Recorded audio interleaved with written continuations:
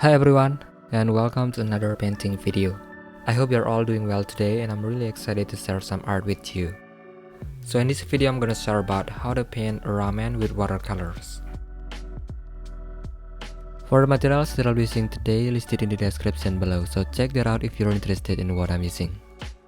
Before we get started, if you're new to the channel, consider subscribing, click the notification bell to be the first one to know when we upload the new videos.